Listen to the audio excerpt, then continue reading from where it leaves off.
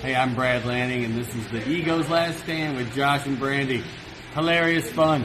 Go. When I come around, got the whole thing wobbin', wobbin'. And we're back for another episode of the Ego's Last Stand, the Quarantine Chronicles. I'm Josh, your host.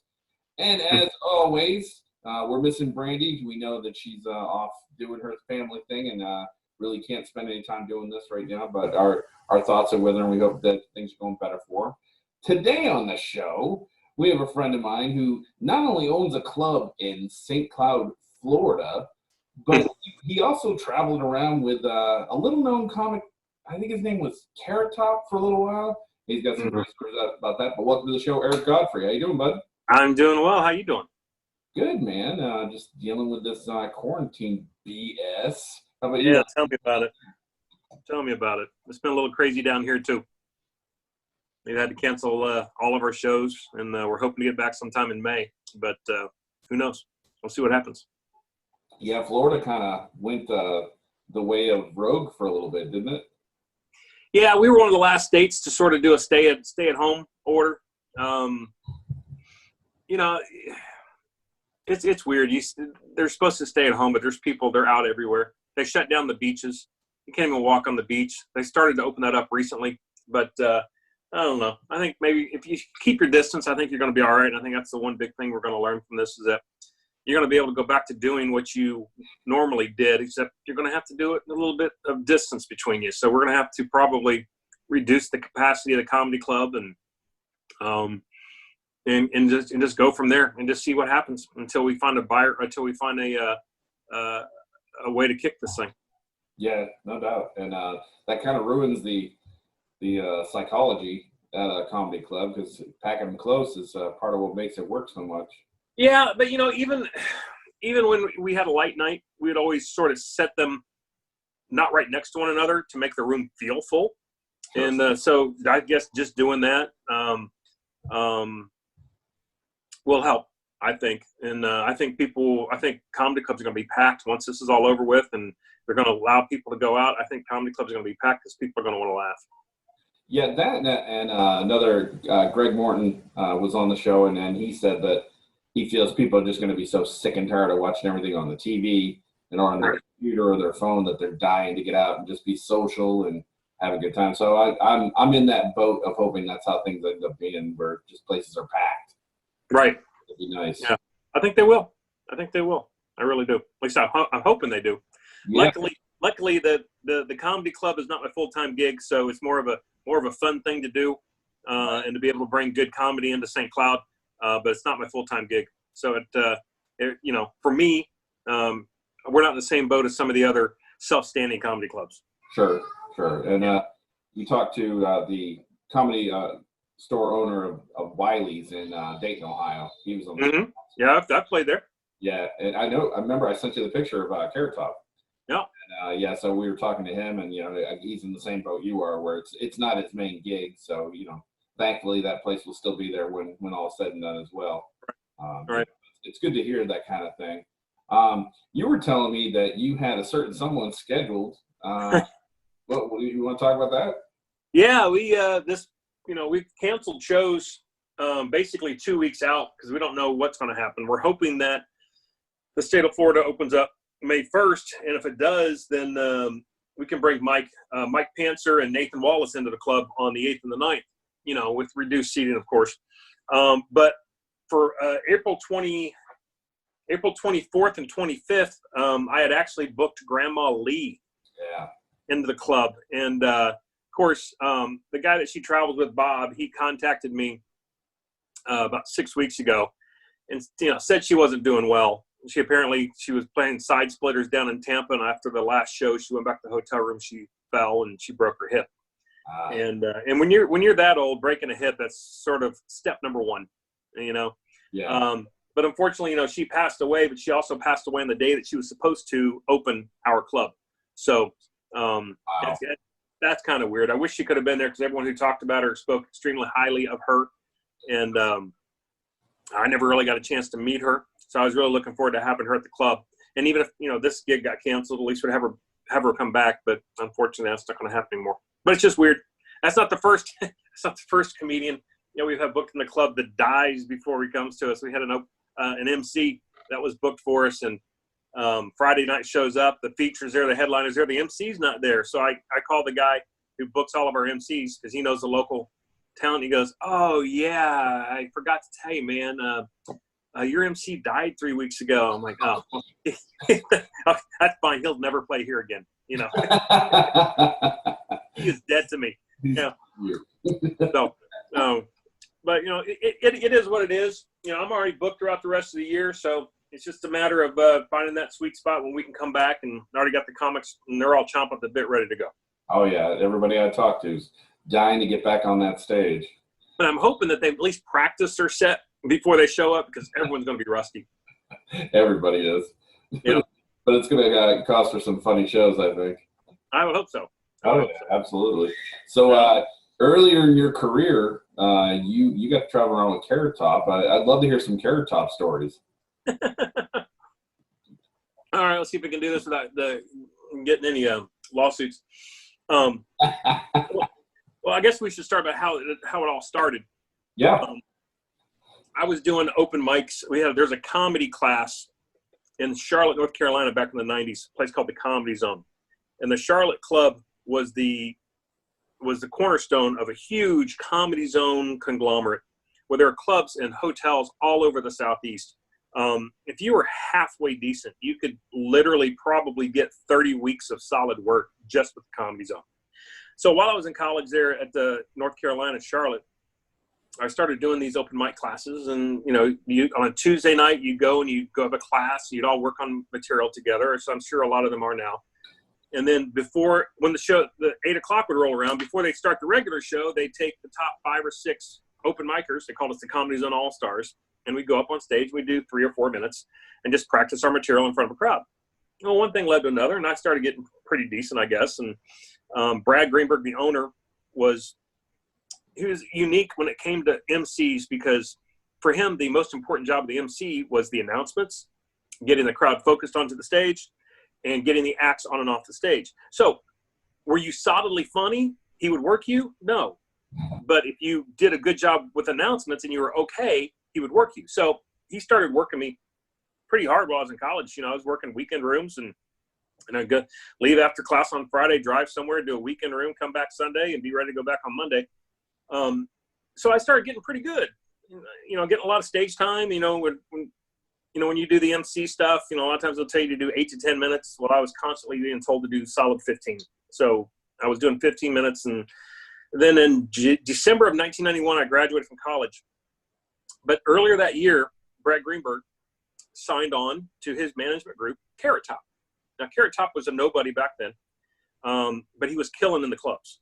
So they have this thing in the colleges called NACA, National Association of Collegiate Activities. And they took Carrot Top to one of these regionals where you go and you perform for the colleges in that local area, that local region, and then they decide where they want to bring you in to perform. Well, Carrot Top went and did a regional, and the previous record for the number of colleges was Harry Chapin, the Cats in the Cradle guy. He got 32 schools, I believe, out of one regional. Carrot Top went up, performed, and he got 89 schools. Wow. So they booked him for 89 schools. I mean, there were literally almost fistfights in the booking room trying to route him to where they could hit as many colleges as possible. So he booked all these schools, and Greenberg knew that Carrot Top, Scott is his real name, Scott would not be able to do all of this by himself. So I had just graduated. I was college age. He's going to go perform in all these colleges, and Greenberg goes, "Hey, why don't you go out with Carrot Top, help him drive the truck, help him carry the trunks into the school. You open the show for 15 minutes. You help him load it out, and you guys just travel all over and you do this." So he took it to Scott, and Scott thought it was a great idea.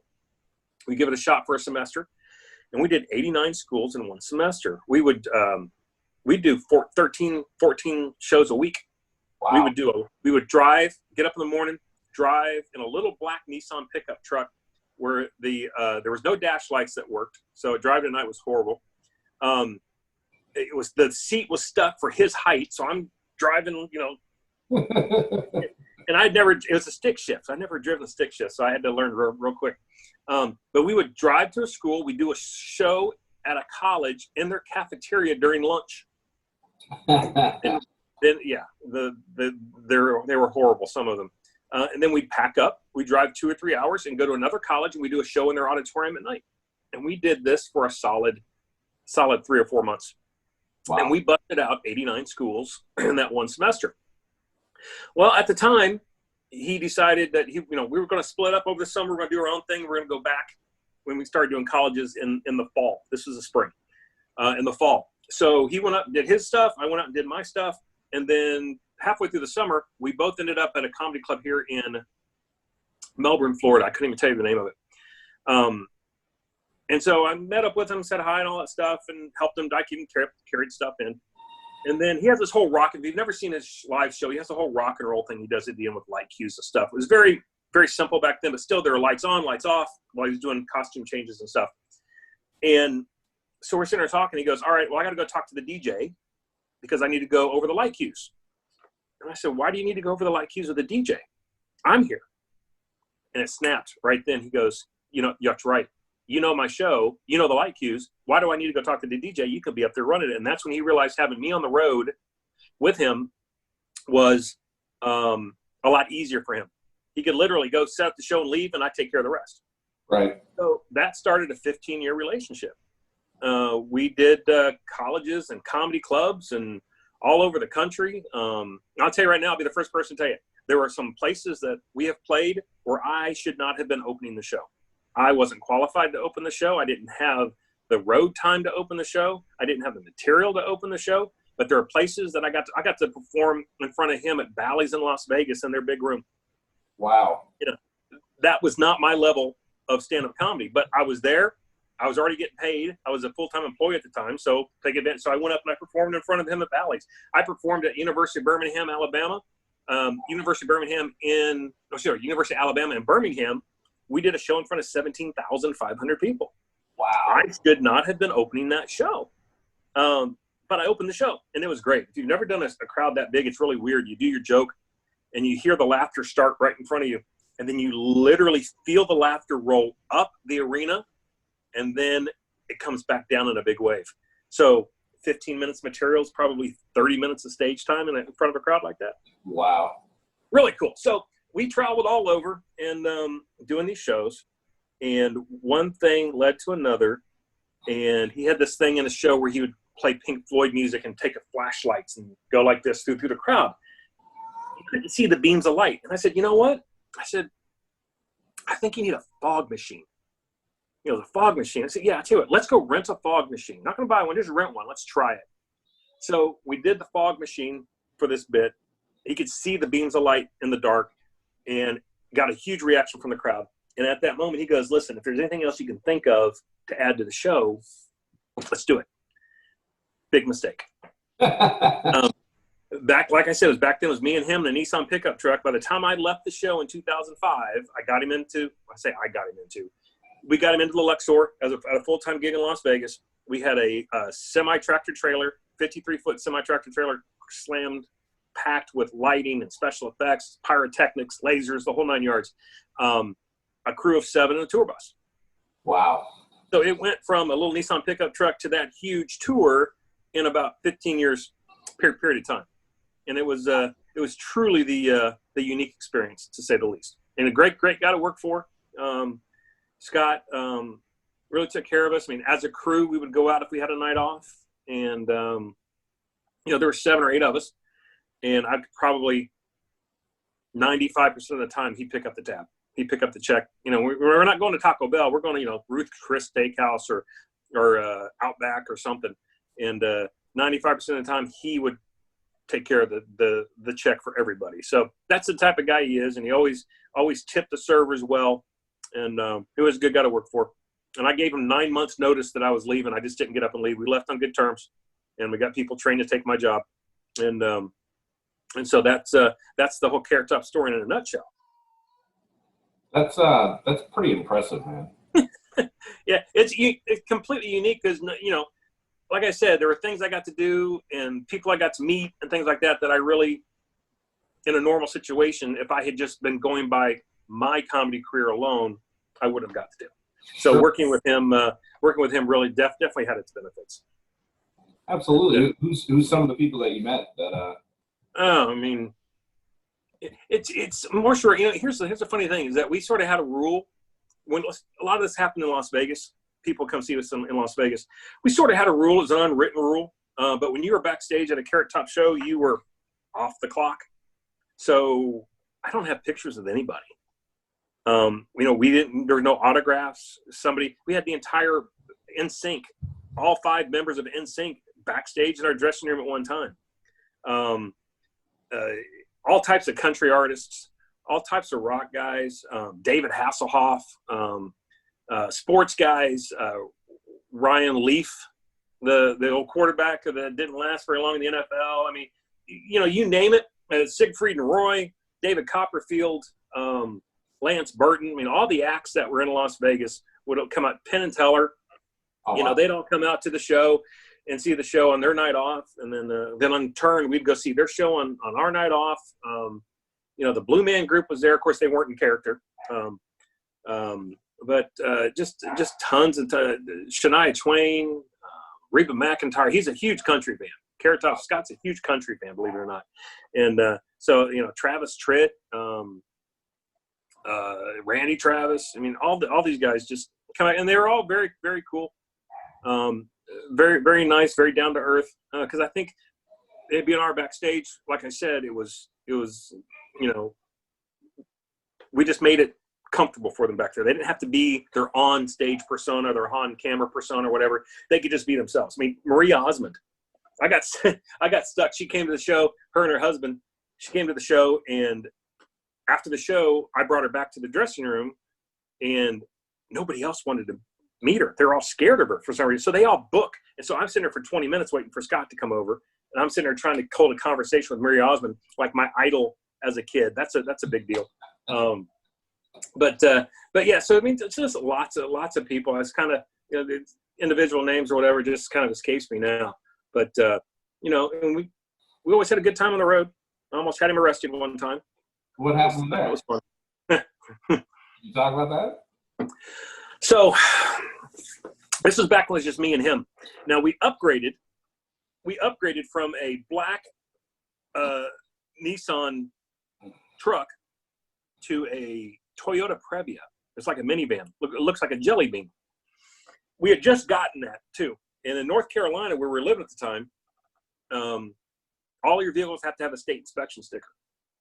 Well, we got the van on a Thursday, and our first show is in Notre Dame University on Friday. So he goes, all right, we're going to take the van. I go, but it's not inspected. He goes, we're going to take the van. It's going to be all right. So, okay. So I get up at 3 or 4 o'clock in the morning in Charlotte. We load up the van.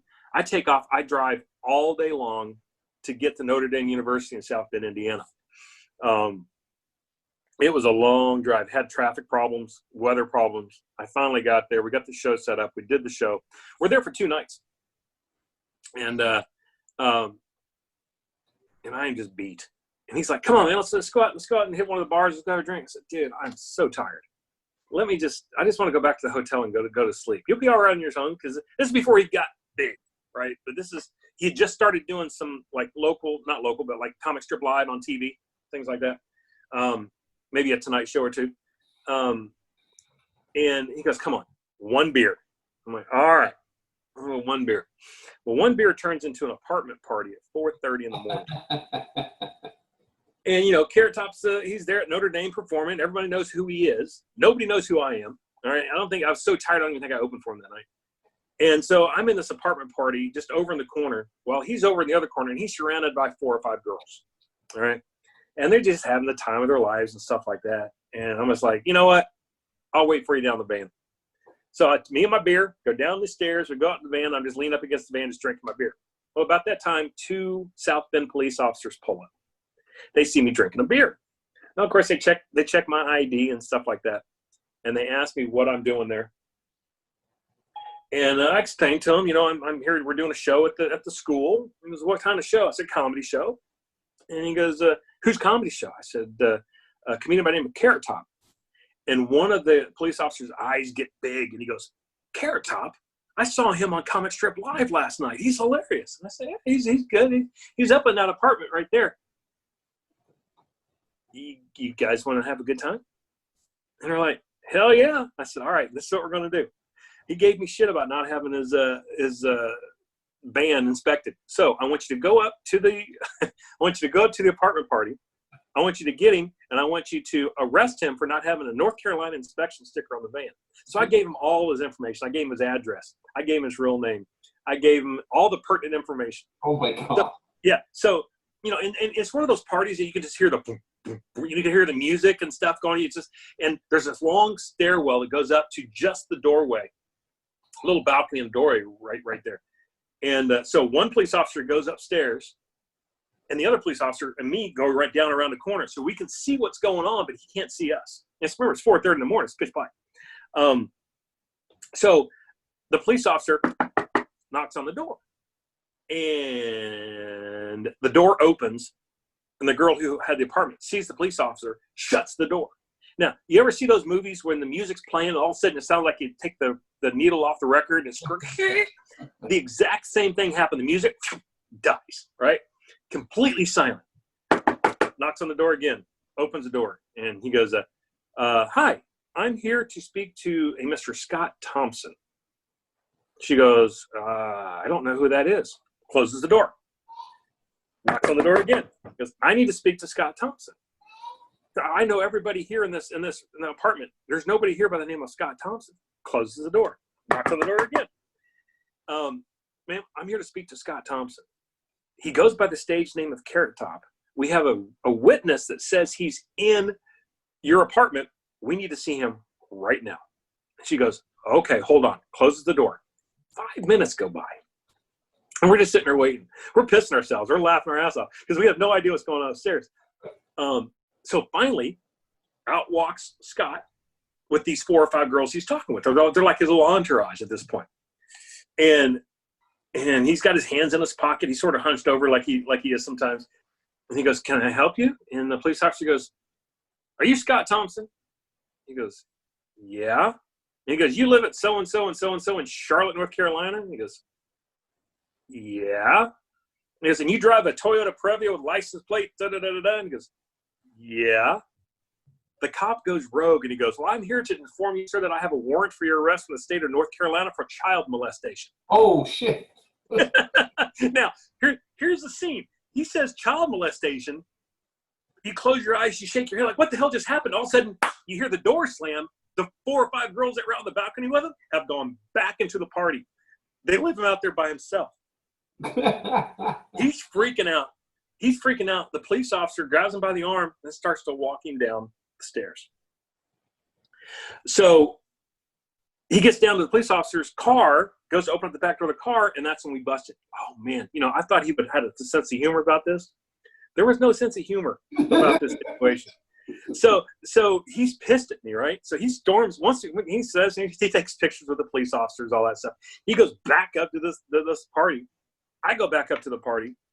I walk in there. Everyone's pissed at me because I've ruined their party. This party was rocking until I had the cops go up and get him out of there, right?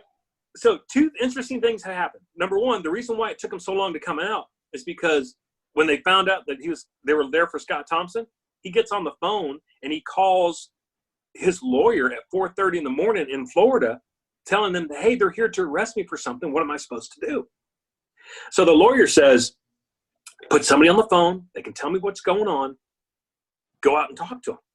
So that's what he does. He puts a girl on the phone, goes out and talks to him. And when the police officer says, we're here to arrest you for child molesting, she goes, oh, my God, he raped a child, and hung up the phone. Oh, my God. So, but after about 20 minutes, everyone being pissed at me, people started to see the humor into what actually happened. And by the end of the night, I was giving high fives and all that fun stuff. So, wow. You know, that was just some of the stuff that we do on the road. You know, we've had some tough times too. You know about the Birmingham Comedy Club fire, don't you? No. You don't know about that? No, tell me about it. On Comedy Central, Roy Wood Jr. has that show that he has. I forget the name of it. So do I, but I know what you're talking about. But if you Google it, Scott's on there talking about a situation that we had in 1993. We're playing the Birmingham Comedy Club, a great club. The owner's name, Bruce Ayers, great club in Birmingham. You know, just a year or two before, we did 17,000 people at the University of Alabama, Birmingham. So he's very popular there. And we had sold out 2 shows on a Thursday, 3 shows on a Friday, 3 shows on a Saturday, and 2 shows on Sunday. Already sold out, completely sold out. We could have added 4th or 5th shows if we wanted to. So we do the 2 shows on Thursday at Bruce's Club. And Friday, there's supposed to be a snowstorm. It's supposed to come in. It's just like a spring break snowstorm in Alabama, of all places. So we don't know what's going to happen, but we had already booked to do a radio promo from the club that Friday morning. So we went in early Friday morning and we did the radio promo. And of course, we didn't have any tickets to sell, but the promo went well. And so we went back, and before we left, Bruce goes, "Hey, the snow's supposed to start about noon. So let's just keep, track one another, and we'll see what's going on. And hopefully we don't have to cancel the shows, but if we have to, we'll make the decision." Well, sure enough, it started snowing about noon. And by 4 o'clock, there was 6 inches of wet snow on the ground. In Birmingham, people don't know how to drive in snow. So Bruce calls us up and goes, "Guys, we're going to have to cancel. But these things usually go away in 24 hours. It should be okay tomorrow. We'll see what happens." So Scott and I decided to hit the hotel bar. And we have a good time, get kind of lit. And then about 11:30 at night, we lose electricity at the hotel. So they shut down the bar. We have to crawl upstairs. We have to find the stairwell because they use the elevator. We crawl up to go to our rooms. So the next morning, I get up, and it's cold. The hotel's freezing cold. And I walk downstairs trying to find some coffee or hot chocolate, something to try to warm up. And the lady at the front desk, she goes, "Oh, my gosh, are you okay?" Because I'm hungover, right? See, I'm thinking I'm hungover. Thinking that's what she's talking about. She goes, yeah, I'm fine. I just need something to drink. I'm okay. She goes, "No, are you okay?" And I was like, I'm fine. I just need something to drink. I got a headache." She goes, "You don't know, do you?" I'm like, "Don't know what?" She goes, and this is the first time this has ever happened to me. She goes, "Son, you might want to sit down." Oh, boy. I've never had that before, right? So I sit down. She goes, "The roof collapsed last night at the comedy club and set the comedy club on fire, and everything's gone." I'm like, "Gone?" She goes, "Everything's gone. It's flattened." And it took me a while. There's the initial shock. Oh gosh, how, is Bruce okay? What's going to happen to the comedy club? And then I realized Carrot Top's entire show is in the comedy club. We're supposed to do the Tonight Show on Monday. His first time on the Tonight Show, we're supposed to do it on Monday. Wow. So she goes, "Well, I don't know anymore. You have to call Bruce." I tried calling Bruce. Bruce wasn't available. But now it's my job to go find Scott and say, "Hey, bud, your entire act is dead. It's gone." Wow. So I crawl up the stairs because it's dark, because the stairwell's completely dark, and they're on the 4th floor or something. I knock on his door, and he's hungover as I am. He's in worse shape than I was. And he goes, "What?" I said, "I just need to talk to you." He goes, "Go away, come back later." I'm like, "No, Scott, I need to talk to you now." He's like, "Oh, man, I don't want to talk to you." I got to talk to you. There's something bad happened. Well, of course, when I said that, he's thinking his dad's died, somebody's died, what have you. So he comes to the door, and he opens the door, and apparently sometime during the night, he had to throw up. And he couldn't find the bathroom because we lost power. And every hotel we're in is different, so it's not like where the bathroom's at. So he ends up throwing up right by the front door, and as you open the door, it like squeegees it back into a big pump. Yeah. Nice visual. Yeah. So I said, "Dude, I need to tell you something." He goes, and I explained to him what happened. I said, "The comedy club burned to the ground." And he had the same reaction I did. He was talking, worried about Bruce and everything else. And then I go, "Scott, your entire act was in there." He's like, "Oh shit. Yeah. What are we going to do?" So after a few minutes of thinking it over, I said, "We need paper." And he had a notebook they always carried with him. I said, "Get out the notebook." And so we ripped out 4 pieces, because at the time he had 4 trunks. We ripped out 4 pieces of paper. I said, "All right, this is trunk 1, trunk 2, trunk 3, trunk 4. Let's start with trunk 1. What props were in trunk 1? So we write down the props that were in all trunk 1. Then we set that aside. We go to trunk 2. We write down all the props that were in each trunk. Then I took the original list and I created a secondary list. Okay, to make the first prop, what do we need to make the first prop? So I went through and I created, and then I collated everything. This is what we can get from Walmart. This is what we can get from the local hardware store. This is what we get from the adult bookstore, you know. And that was a fun trip, by the way. You know, going to the adult bookstore and all the dildos are back behind the thing. I said, can I see the one on the upper left? And you're checking. No, that one won't work. Can I see? Yeah. So we were entailed to rebuild the entire show.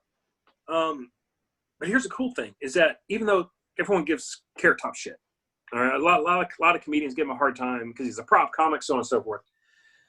When we got back to Charlotte on Monday, because we were snowed in for 3 days, there's not a snowplow within 400 miles of Birmingham, Alabama.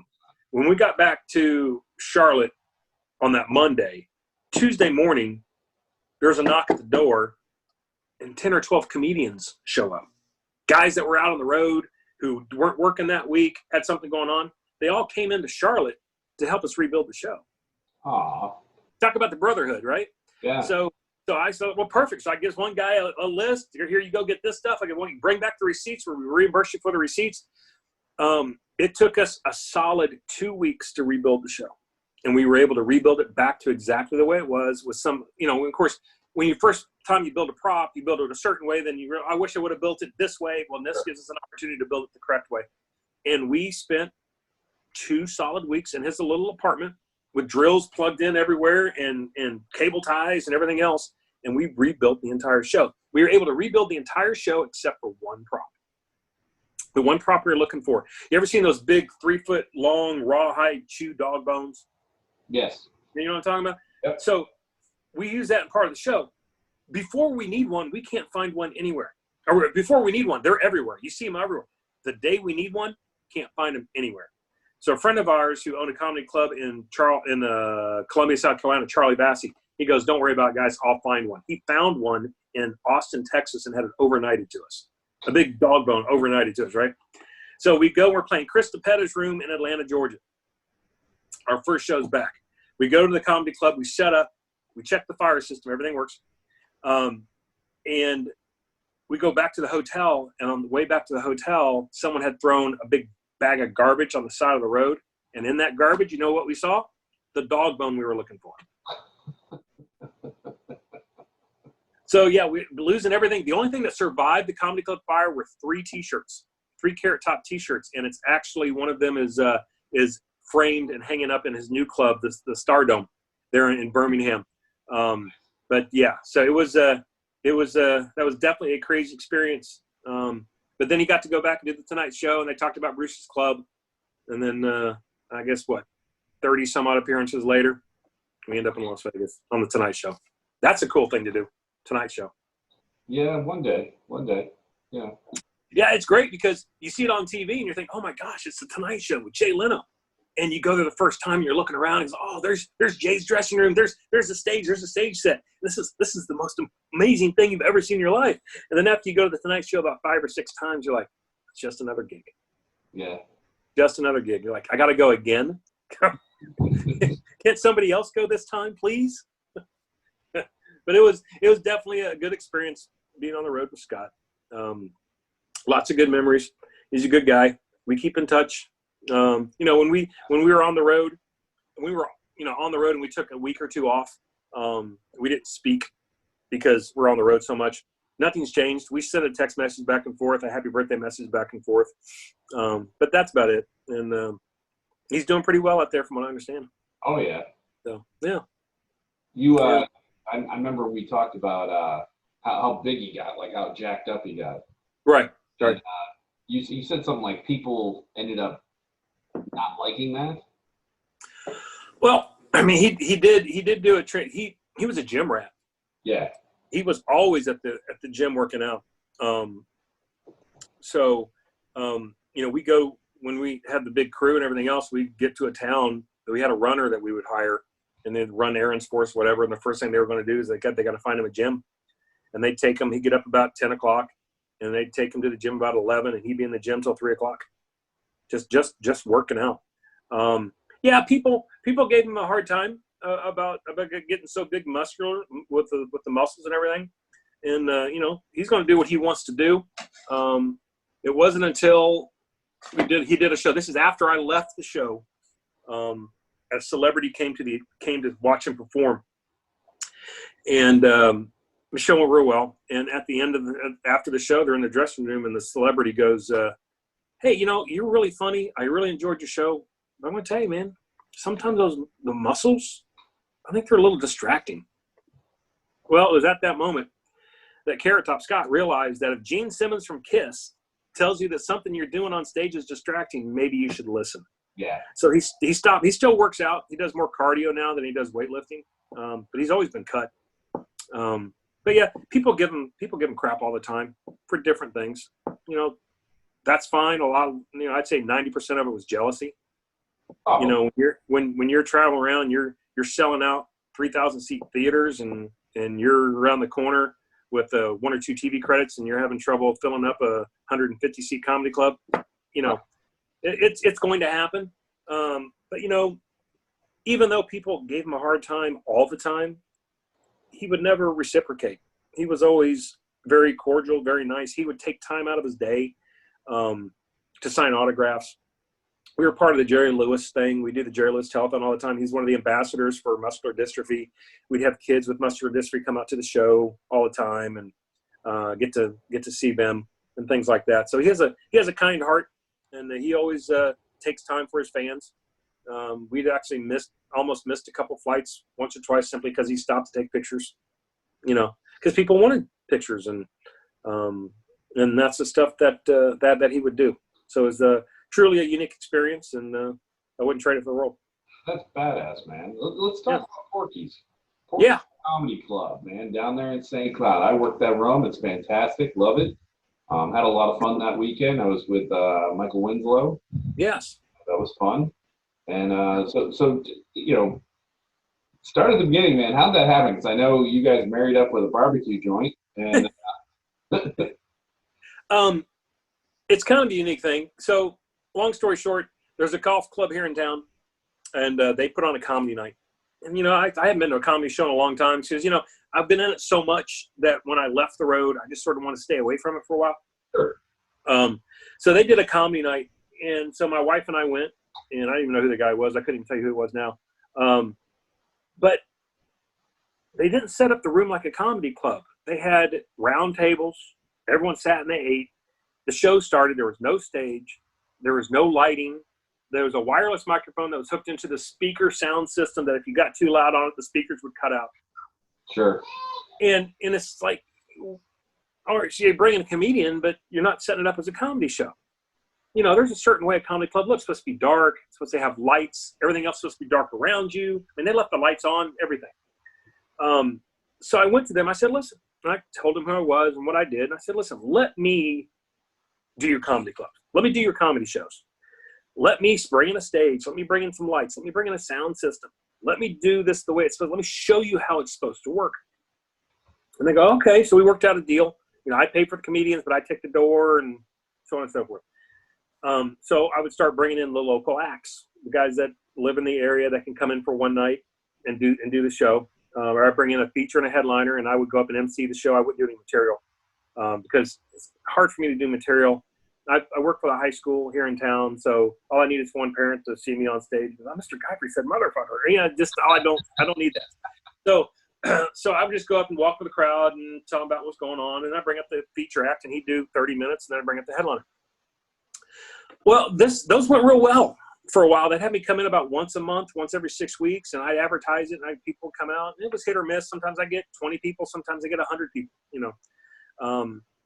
So after a little while, the golf club started to get real popular doing weddings. And so they came to me and they said, hey, we'd love to bring you in more, but unless you can do a show on a Monday or a Tuesday, we're going to have to stop doing comedy shows. I said, I'm not going to do a comedy show at a golf course on a Tuesday night. It's not going to work.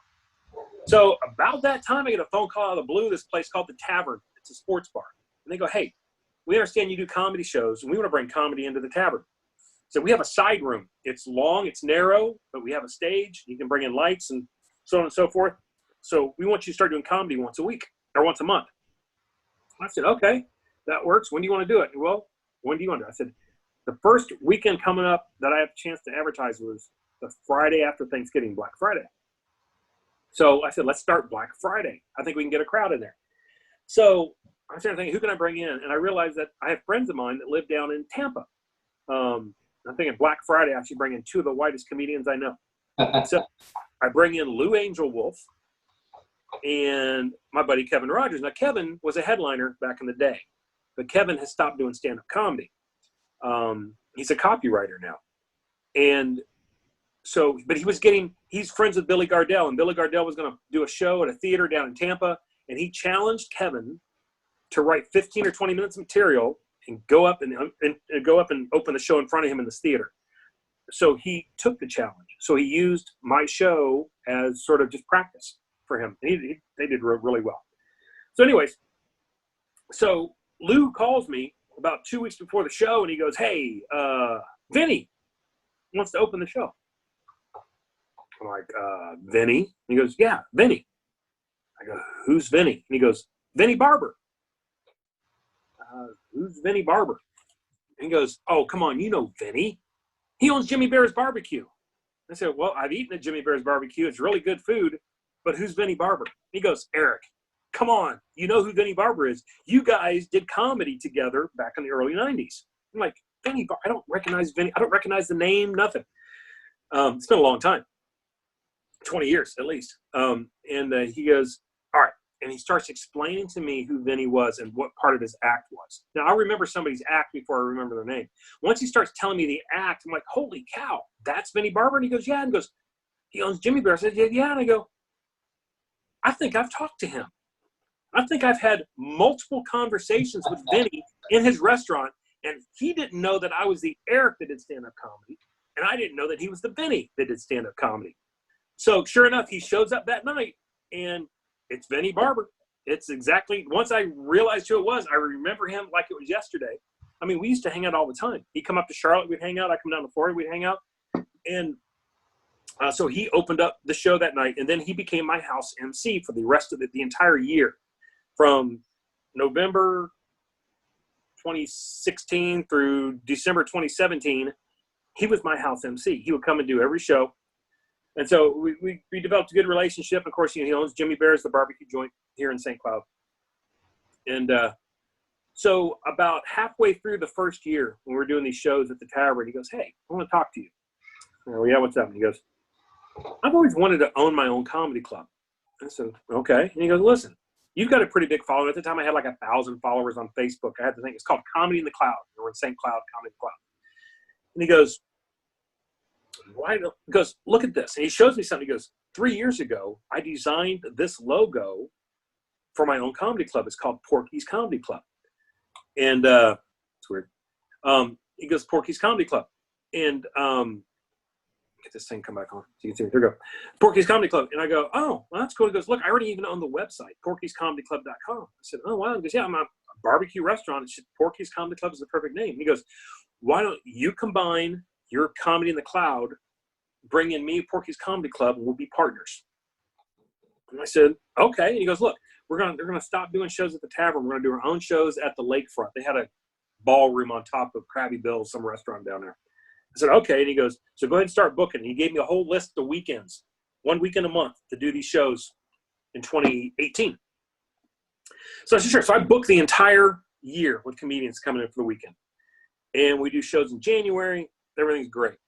Do shows in February. Everything's great. Then the day after our show in February, we get a phone call from the city. And they go, "Hey, about those dates in March, we have a wedding that we want to do. So we're going to move you to a different venue on Friday night.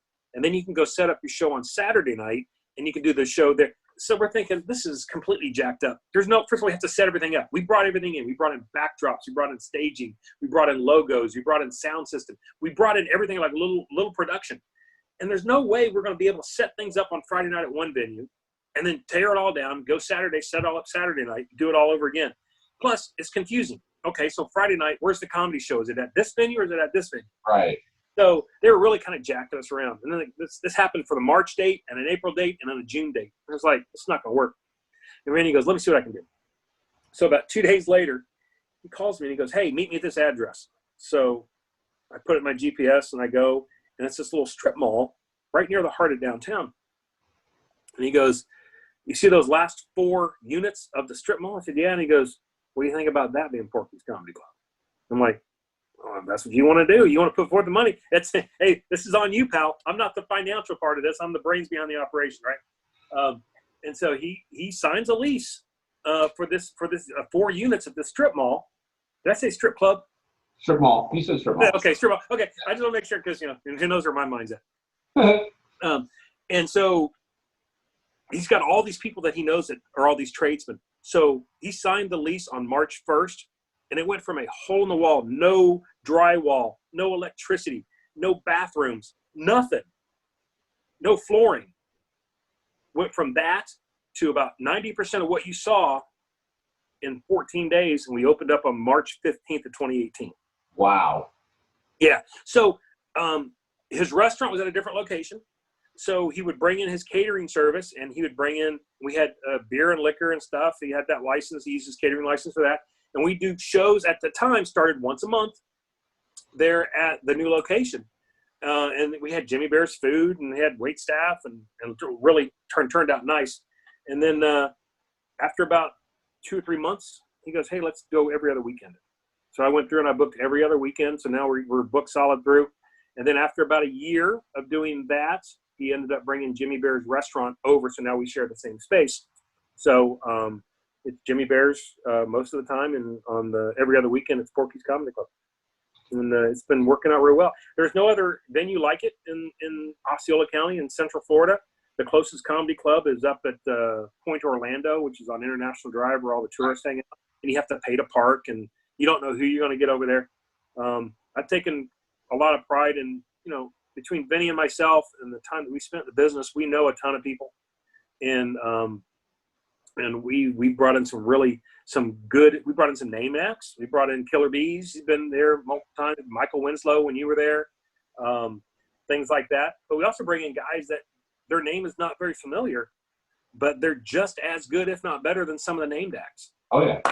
So I've been real lucky that we brought in some good talent, and you may not recognize the headliner's name, but when you leave the show, you'll definitely remember. And that's what we're all about. That's what we try to do. So that's how the whole Porky's thing happened. That's fantastic, man. And people can go to porkyscomedyclub.com to find out ticket information. Mm-hmm. Dude, I'll make sure I put that up on the screen. Yeah, porkyscomedyclub.com. We're also Porky's Comedy Club on Facebook. We do the website's more of our ticket information, things like that. We do most of our advertising on Facebook, and it's been a good run. Of course, it stinks right now. We can't do shows, right. But we're hoping that as soon as they lift the ban, lift the the stay-at-home order, that we might be able to at least do something. Even if we can, get 60 people in there and keep them separated and everything else, at least there's something going on. It gives somebody, for the folks at St. Cloud, something to do. Right. And that's the whole reason I did this. There's no reason you have to go to Orlando to see good comedy. St. Cloud is a big enough, it's like the 4th fastest growing city in the United States, or in Florida. I forget which one it is, but still there's a lot of stuff here, but you have to, from entertainment wise, there's not a lot of stuff here to do. So we combine great food, great barbecue with great comedy, and that's Porky's. Yeah, I dug the joint. It was good. And yeah, it's a lot of fun. Appreciate you coming on the show, taking the time out to do this, man. Yeah, man, no problem. I thoroughly enjoyed it. Yeah, we've been on here for 45 minutes already. Right. Time flies. I got nothing else to do. Well, I really appreciate it, man. And we'll wrap this thing up for Eric Godfrey. I'm Josh Sardam. We'll talk to you guys later. See ya.